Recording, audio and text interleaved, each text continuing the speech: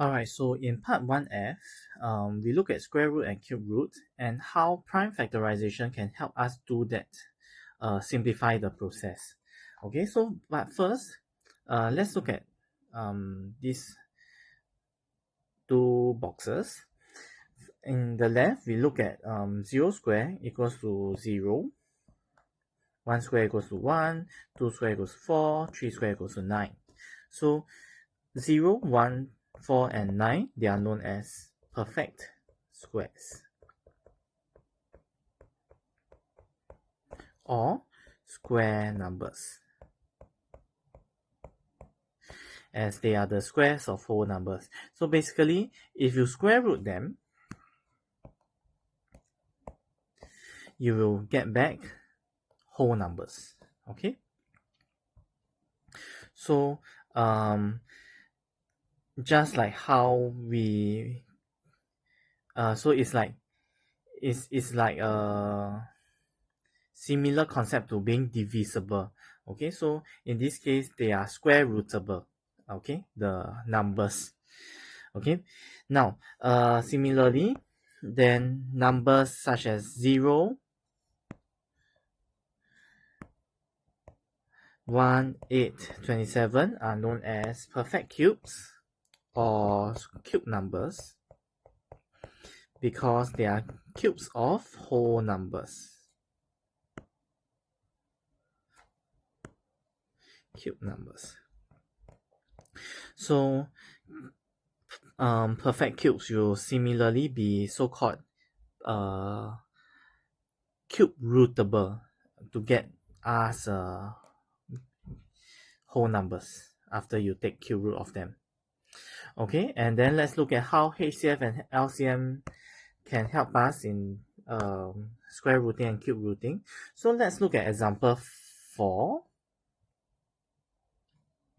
Okay, find square root 324 without using a calculator. Sometimes they will also say find square root of 324 using prime factorization. So first we have to prime factorize, so we get 162, 81, 27, 9, 3, 3. So 324 is 2 squared times, okay, let's not shortcut, 2 times 2 times 3 times 3 times 3 times 3.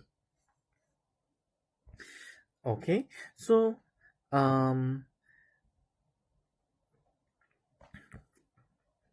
this will give us 2 squared times 3 to the power of 4. And when I see even numbers, this tells us that it is a square numbers. Okay, a perfect square. Okay, so that means square root of 324 will give us a whole number. And in this case, it will be 2 squared times 3 to the power 4. And what we do similarly is we divide the power by 2. So this will give us 2 to the power of 2 divided by 2 times 3 to the power of 4 divided by 2, which is 2 times 3 squared, which will give us 18. Now, how do we get this shortcut of dividing the power by 2?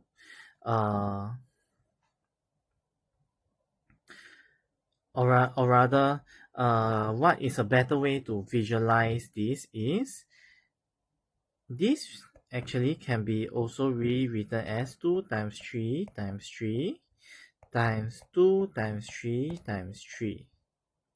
So that means this is 2 times 3 times 3 squared, because we have the same thing over here. Alright, then if I square root 324, this will give us, okay, let's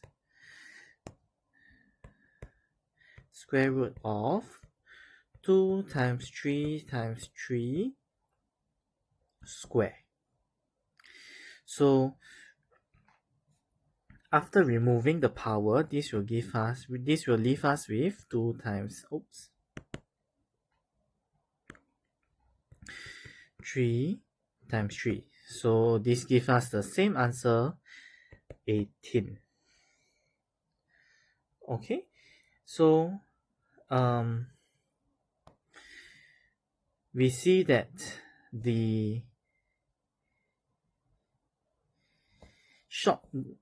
we see that both methods give us the same answer. So here, so whenever we square root, we can simply think of it as dividing the power as divided by 2. Okay. Similarly,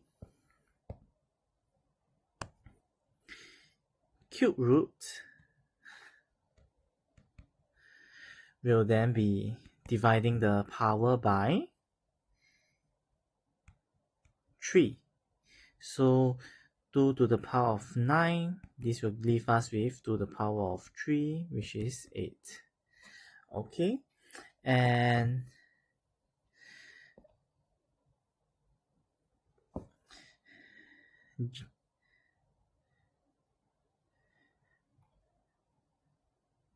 this is how we use prime factorization to find the